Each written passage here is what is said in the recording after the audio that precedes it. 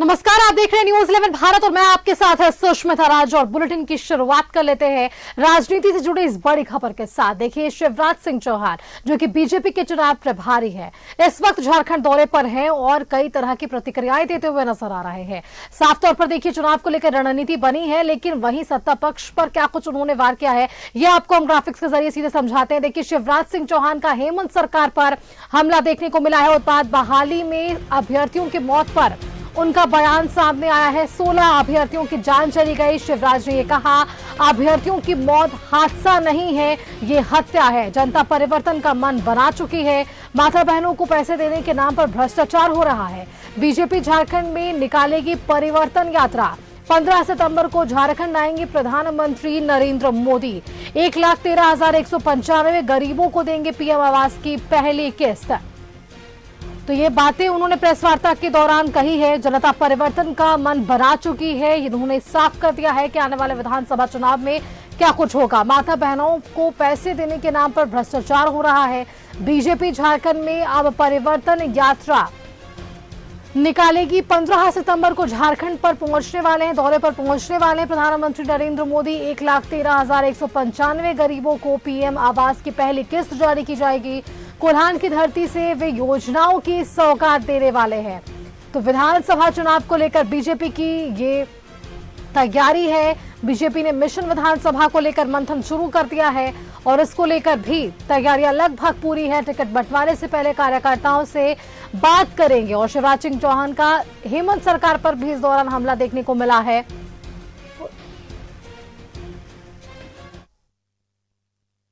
माननीय प्रधानमंत्री जी 15 तारीख को झारखंड की इस पवित्र धरा पर पधार रहे हैं। झारखंड बनाया अटल जी ने, भारतीय जनता पार्टी ने, और प्रधानमंत्री श्रीमान नरेंद्र मोदी जी के नेतृत्व में झारखंड के विकास के लिए केंद्र सरकार हर संभव प्रयत्न कर रही है। 15 तारीख को जमशेदपुर माननीय प्रधानमंत्री जी पधारने वाले हैं। वो वंदे भारत ट्रेन की सौगात के साथ साथ 1,13,195 गरीबों को प्रधानमंत्री आवास के लिए पहली किस्त भी उनके खाते में डालेंगे, झारखंड के केवल। लेकिन इसके अलावा पूरे देश के बाकी राज्यों के गरीबों के खाते में भी प्रधानमंत्री आवास योजना की राशि डलेगी। तड़प तड़प के हमारे नौजवान साथी नौकरी नहीं पाए, दुनिया छोड़ गए। यह हादसा नहीं है, यह हत्या है। अब माता बहनों को पैसे देने की योजना में भी पुरुषों के नाम, उसमें भी भ्रष्टाचार। हर योजना की घोषणा केवल वोट के लिए है, योजना का लाभ देने के लिए नहीं है। मुख्यमंत्री के और गठबंधन के दांव नहीं चलने वाले। लोग भयानक भ्रष्टाचार भूले नहीं है। आज भी भ्रष्टाचार झारखंड को तबाह और बर्बाद कर रहा है। लेकिन भारतीय जनता पार्टी भी इनके झूठे और खोखले वादे जो उन्होंने किए थे उनको लेके, भ्रष्टाचार, बिगड़ती हुई कानून और व्यवस्था की स्थिति, माताओं बहनों का अपमान, अवैध घुसपैठ, बदल रही डेमोग्राफी, इन सब मुद्दों को लेकर यात्रा के रूप में जनता के बीच में जाएगी। तो आपने ये सुना, शिवराज सिंह चौहान ने किन विषयों का जिक्र किया है, प्रेस वार्ता किया और उन्होंने इन तमाम मुद्दों को सामने रखा है।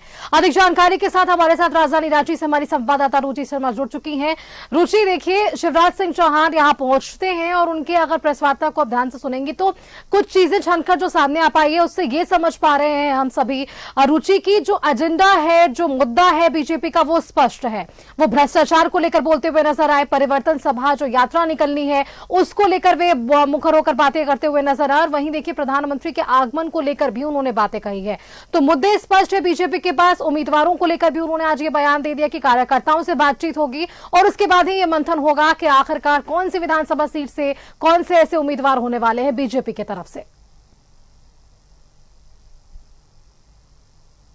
बिल्कुल सुस्मिता, देखिए आगामी दिनों में विधानसभा के चुनाव हैं और ऐसे में केंद्रीय नेतृत्व पूरी तरह दमखम के साथ, और ऐसे में दो ऐसे प्रभारी और सह प्रभारी यानी कि दो दिग्गज नेताओं को झारखंड विधानसभा चुनाव के लिए जिम्मेवारी दी गई है।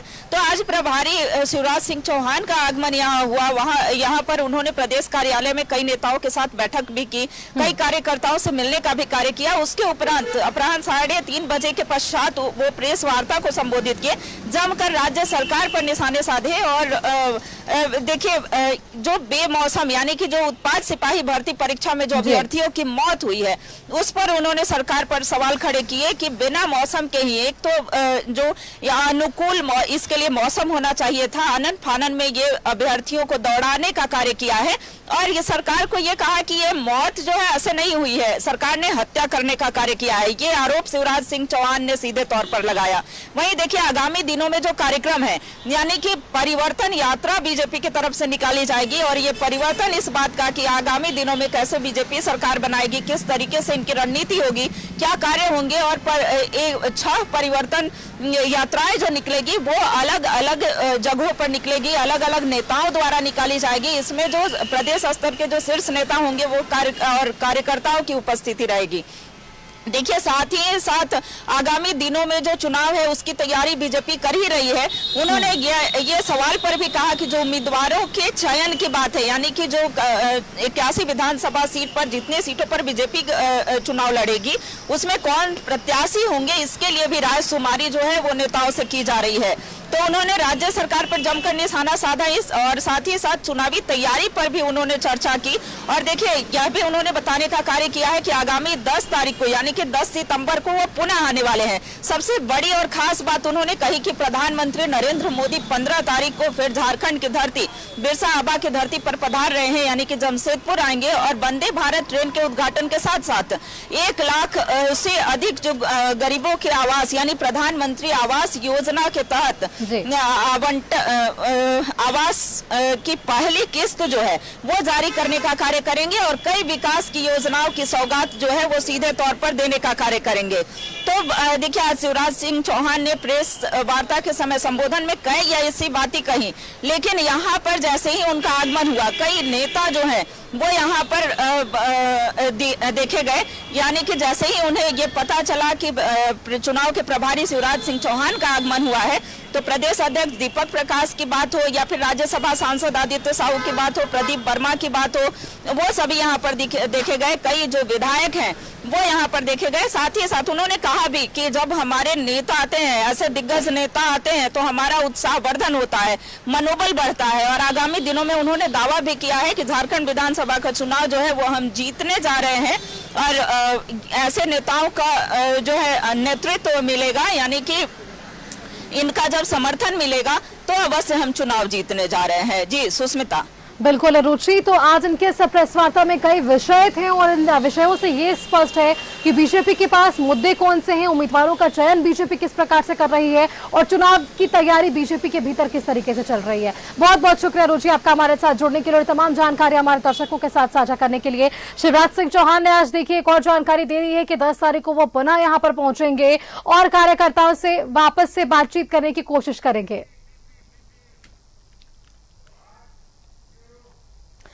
और अगर दूसरी तरफ बात करें तो मिशन 81 पर विधानसभा चुनाव की सरगर्मी बढ़ चुकी है। चुनाव की तैयारी में जुटी है सभी राजनीतिक पार्टियां और राज्य में बीजेपी के बड़े नेताओं का जुटान हो रहा है। विधानसभा चुनाव की तैयारियों पर मंथन है और चुनाव की सरगर्मी लगातार बढ़ी हुई है।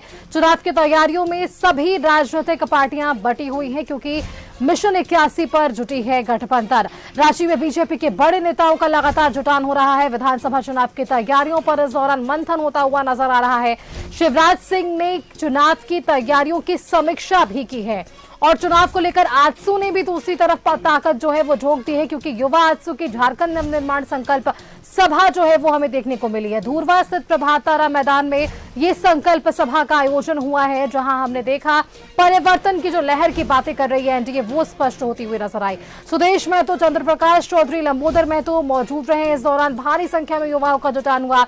1 लाख से अधिक युवाओं ने अपना बायोडेटा जमा किया, ऐसा आजसू ने कहा है और राज्य सरकार पर इस दौरान उन्होंने वादा खिलाफी का आरोप भी लगाया है। सरकार ने वादा खिलाफी की है जिसका वे जवाब मांगेंगे। और विधानसभा चुनाव को लेकर अगर बात करें तो जेडीयू भी रेस नजर आ रही है। झारखंड प्रभारी अशोक चौधरी का झारखंड दौरा हुआ है और कल जेडीयू के प्रदेश कार्य समिति की बैठक होनी है। विधानसभा चुनाव की तैयारियों पर चर्चा होगी। बीजेपी से गठबंधन पर अशोक चौधरी का बयान भी है। नीतीश कुमार कहीं जाने वाले नहीं, अशोक चौधरी ने यह कहा है।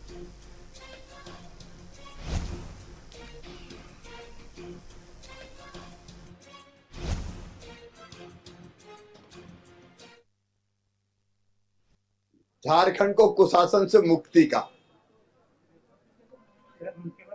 चुनाव नजदीक आया हुआ देखकर यहाँ के मुख्यमंत्री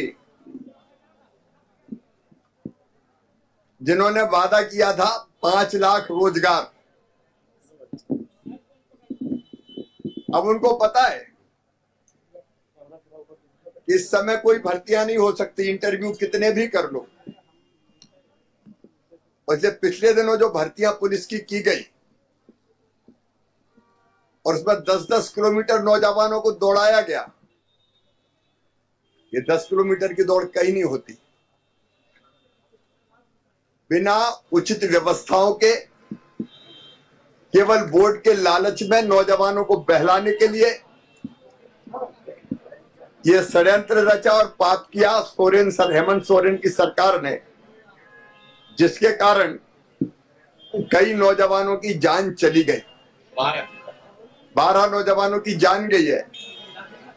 यह हादसा नहीं है, यह हत्याएं हैं जो वोट के लालच में की गई है। और झारखंड का नौजवान कभी भी सरकार को माफ नहीं करेगा। स्थिति क्या है, स्थिति का आकलन क्या है, आज देख लो।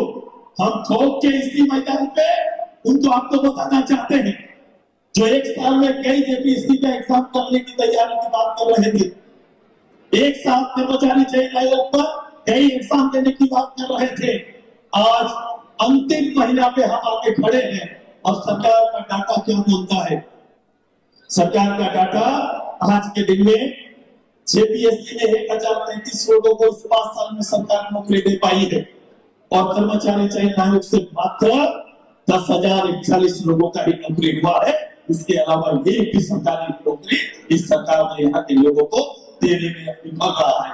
ये सरकार किसी भी जगह पर किसी स्तर पर खड़ा होकर मुख्यमंत्री ऐसे कैसे हो सकते हैं भैया?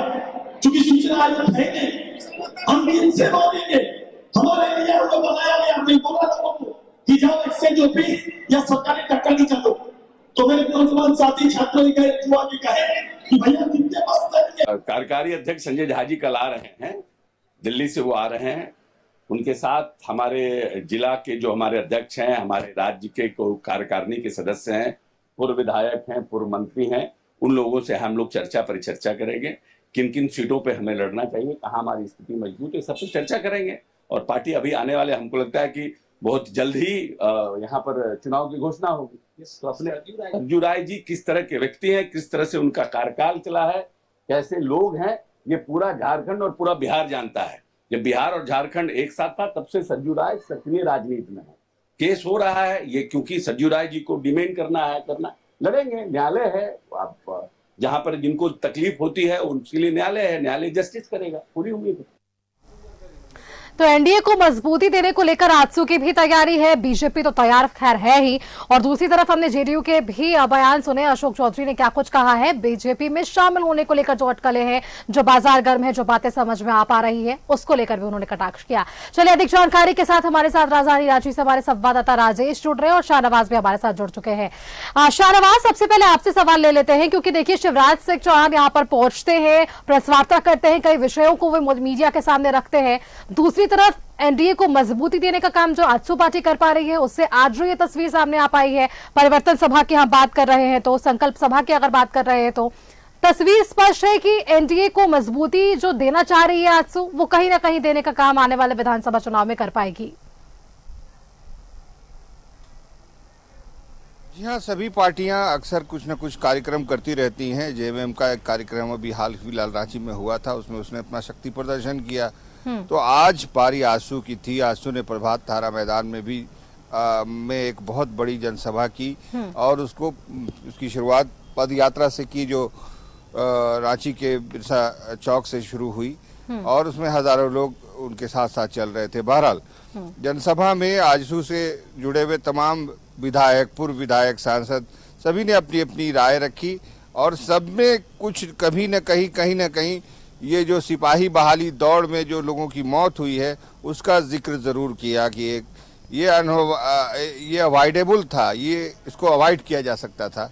लेकिन यहाँ पर सिर्फ और सिर्फ ये मैसेज देना था लोगों को कि हम आपको नौकरी दे रहे हैं, इसलिए दौड़ आयोजित कर रहे हैं और लोगों की जान चली गई। बहरहाल इसके अलावा मैया सम्मान योजना पर भी काफी कुछ बोला गया कि ये आईवाश है और ये चुनाव के ऐन पहले, इसका मकसद हरगिज माँ बहनों को मदद पहुंचाना नहीं है, इसका मकसद है सिर्फ और सिर्फ वोट की राजनीति करना। इसके अलावा जो 5 लाख नौकरियों का वादा किया था मुख्यमंत्री ने, वो भी उसको भी खूब उसकी आलोचना की गई। इसके अलावा ये नारा भी वहाँ पर लगाया गया काफी कि हमें नौकरी चाहिए जी, हमें ये नहीं चाहिए जो मिलता है बेरोजगारों को दिया जाता है भत्ता, वो नहीं चाहिए, हमें नौकरी चाहिए।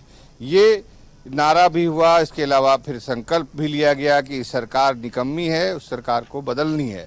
तो ये इसमें सुदेश महतो ने काफी बड़ा भाषण दिया, काफी आक्रामक रूप से हमलावर भी हुए कई चीजों पर। हेमंत सोरेन सरकार की कथित कई नीतियों के बारे में भी उन्होंने कहा कि युवाओं के खिलाफ है और जब उनकी सरकार आएगी तो वो बाकायदा स्किल के आधार पर लिस्ट रखेंगे और कहा कि अभी हम सत्ता में नहीं है लेकिन फिर भी 1.5 लाख लोगों की एप्लीकेशन मेरे पास हैं कि किस किस को कौन कौन सी नौकरी मिल सकती है।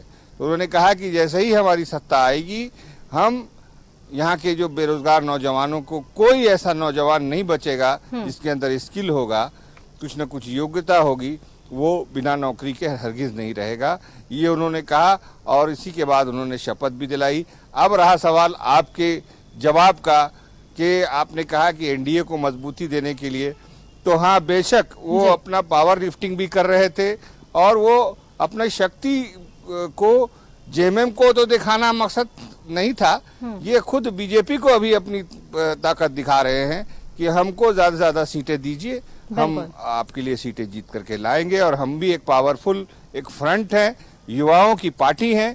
ये जो कार्यक्रम हुआ ये यही दिखाना मकसद था। रहा सवाल जेडीयू का, तो जेडीयू भी इस बार यहाँ पर इलेक्शन लड़ने के लिए पार्टी के संगठन एनडीए का एक पार्ट बनने के लिए बेताब है। उन्होंने कहा भी कि कल हमारे अध्यक्ष आ रहे हैं, उनसे बातचीत होगी और कितनी सीटें हमें मिलेगी हम अभी नहीं बताएंगे, इसके लिए इंतजार कीजिए। और रहा शिवराज सिंह चौहान का, तो जाहिर है उन्होंने आते ही हमला बोल दिया। ये जो बिल्कुल शाहनवाज, शिवराज सिंह चौहान यहाँ पर पहुंचे हैं, कई विषयों को उन्होंने सामने रखा है, इस पर चर्चा कर लेते हैं। राजेश भी हमारे साथ बने हुए। राजेश, अगर बातचीत करें कि शिवराज सिंह चौहान के आज प्रेस वार्ता में क्या कुछ प्रमुख रहा, तो सबसे पहले उन्होंने देखिए उम्मीदवार के नाम पर यह स्पष्ट कर दिया है कि कार्यकर्ताओं से ही बातचीत की जाएगी और उनसे ही ये मंथन कर बीजेपी ये तैयार करेगी उन उम्मीदवारों की लिस्ट जो कि इन 81 विधानसभा सीटों के लिए सही होंगे। दूसरी चीज उन्होंने ये कहा है कि 6 अलग अलग जगहों से परिवर्तन यात्रा निकाली जाएगी और अंतिम चीज उन्होंने इस बात का भी जिक्र कर दिया कि प्रधानमंत्री का आगमन जब 15 तारीख को होगा तो कई सौगातें वहां की जनता को, झारखंड की जनता को मिलने वाली है। Rajesh,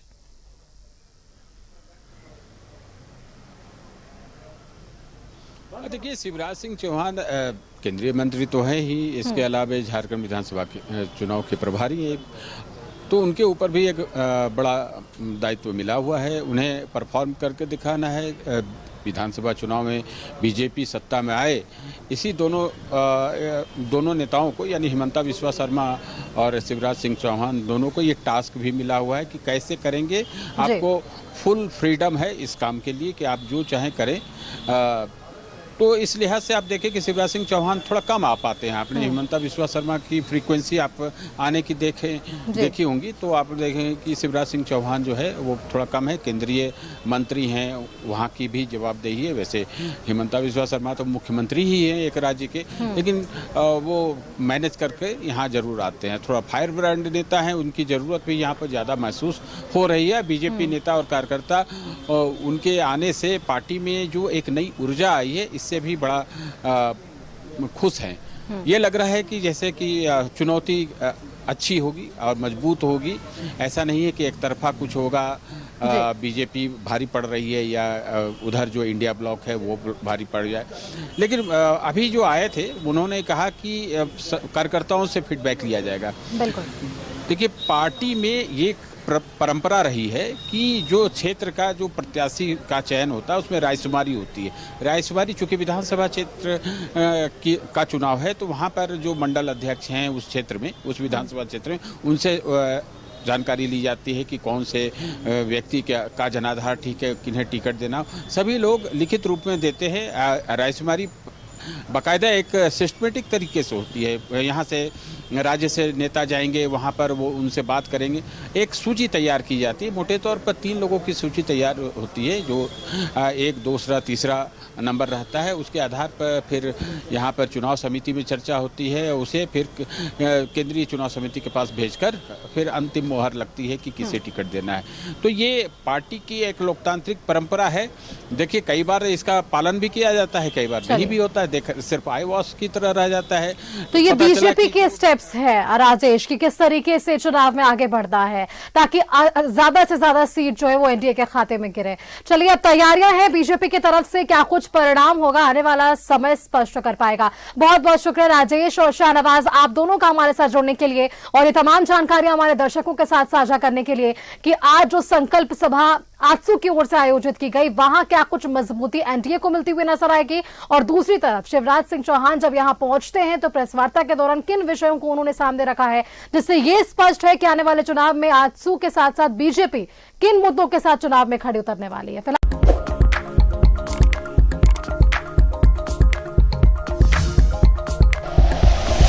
like and share videos, subscribe करें हमारा चैनल और प्रेस करें बेल आइकॉन। न्यूज़ 11 भारत, सच है तो दिखेगा।